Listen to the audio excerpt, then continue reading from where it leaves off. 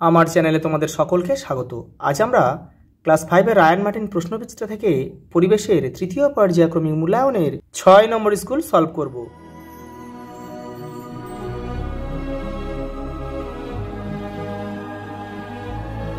দেখো প্রথম প্রশ্ন, সমাজভিত্তিক বন কাকে বলে? লোকালয়ের মাঝে ছোট ছোট বনকে সমাজভিত্তিক বন বলে। সুনামি কত সালে হয়েছিল?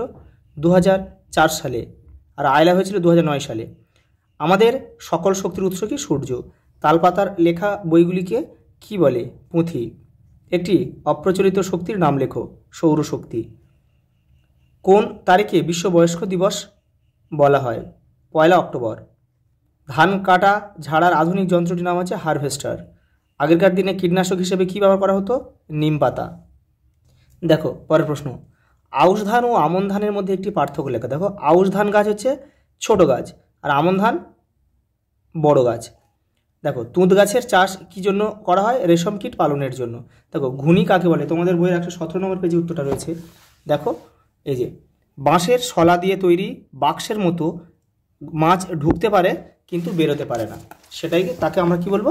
এই যে দেখো বেরোতে পারে না, আমরা তাকে কি বলবো? ঘুনি বলবো। কোন পাখির পালক সুন্দর? হুইয়া পাখি। পশ্চিমবঙ্গের প্রধান খনিজ সম্পদ কি? কয়লা। ভুটানের কাছে অবস্থিত জলবিদ্যুৎ কেন্দ্রটি কোন নদীর ওপর গড়ে উঠেছে? জলঢাকা। জলবিদ্যুৎ কেন্দ্রটির নাম হচ্ছে ঝালং। সোলার কুকার কাকে বলে? এটি এমন একটি যন্ত্র যা রান্না করার জন্য সরাসরি সূর্যের আলো ব্যবহার হয়। পরেরটা দেখো, সূর্যের সবচেয়ে কাছের নক্ষত্রের নাম কি? Proxima Centauri. আয়লা কবে ঘটেছিল? দেখো 2009 সালে। আয়লা ঝড় আর কি। দেখো সাইকেল হলো পরিবেশ বান্ধব একটি যান বা পরিবহন। পরেরটা দেখো, চীন দেশে প্রথম কাগজ তৈরি করা হয়। রিক্সা 1900 সালে কলকাতায় আসে। আর মানুষ বওয়া শুরু হয় কত সালে? 1914 সালে কিন্তু। পরেরটা দেখো, মাছের বাজারে গেলে কোন মাছটি আর সহজে চোখে পড়ে না? ন্যাদোস মাছ। কারণ কি? এই মাছটা কিন্তু লুপ্তপ্রায় হয়ে এসেছে। বৃহস্পতির উপর যে ধূমকেতু এসে পড়েছিল তার নাম হচ্ছে সুমেকার লেভি। পৃথিবীর ছায়া চাঁদের উপর পড়লে চন্দ্রগ্রহণ হয়, আর চাঁদের ছায়া পৃথিবীর উপর পড়লে সেটা হয় সূর্যগ্রহণ। জীবাশ্ম জ্বালানি হলো কয়লা। বিষাক্ত একটি গ্যাস হচ্ছে কার্বন মনোক্সাইড। দেখো প্রথমে একটা সত্য মিথ্যে দিয়েছে। বারেপুর পেয়ারার জন্য বিখ্যাত। সত্য। পরেরটা দেখো, সূর্য থেকে পৃথিবীতে আলো আসতে সময় লাগে 10 মিনিট। এটা হচ্ছে মিথ্যা। এটা হবে কি? হবে হচ্ছে 8 মিনিট। তিস্তা ও মহানন্দা নদীর পলি জমে তরাই অঞ্চলের মাটি উর্বর হয়ে গেছে। এটা সত্য। সমুদ্রের নোনা মাটি কৃষিকাজের পক্ষে ভালো। এটা কিন্তু মিথ্যা হবে। আসানসোল সমুদ্রপৃষ্ঠ থেকে প্রায় 200 মিটার উঁচুতে অবস্থিত। এটা সত্য। দেখো পর একটা স্তম্ভ দিয়েছে। গাছের ছাল হচ্ছে প্যাপিরাস। এটা 5.1 লিখবে। কেউ তীর চিহ্ন দিয়ে কিন্তু মেলাবে না। গাছের শিকড় মাটির ধস রোধ করে। 5.2। কলকাতা হবে ট্রাম। আর নদীর জল কমা হচ্ছে ভাঁটা। 5.4। আর কলের জল হচ্ছে নষ্ট করা উচিত নয়। পরেরটা দেখো, ডিভিসির পুরো নাম কি? Damodar valley corporation. এটি কোন উদ্দেশ্যে গড়ে উঠেছিল? বন্যা নিয়ন্ত্রণের জন্য। এটা তোমাদের 117 নম্বর পেজে রয়েছে। ওখান থেকে তোমরা আরও অনেকগুলো করে নিও, উদ্দেশ্য করে নিও। শিশুর যে কোনো দুটি অধিকারের কথা লেখো। তোমাদের বইয়ের 176 নম্বর পেজে রয়েছে। দেখো এই যে এখান থেকে করে নেবে। পরেরটা দেখো, মানুষ বাঘ মারত কেন? তার চামড়ার জন্যে আর নখের জন্যে। আর মানুষ গন্ডার মারত কেন? খড়গের জন্যে। পথের পাঁচালী কার লেখা? বিভূতিভূষণ বন্দ্যোপাধ্যায়ের লেখা।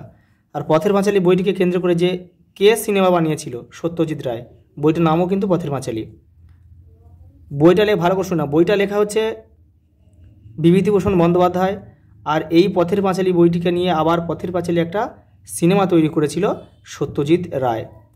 লুপ্তপ্রায় প্রজাতির মাছকে রক্ষা করার জন্য কি কি ব্যবস্থা নেওয়া যেতে পারে? তোমাদের বইয়ের 116 নম্বর পেজ থেকে তোমরা উত্তরটা করতে পারো। তো দেখে নাও, আমি তোমাদের আরও ভালোভাবে করে দিচ্ছি, লিখে দিচ্ছি, দেখে নাও। সুস্থ সামাজিক পরিবেশ কিভাবে গঠন করবে? 153 নম্বর পেজ দেখো।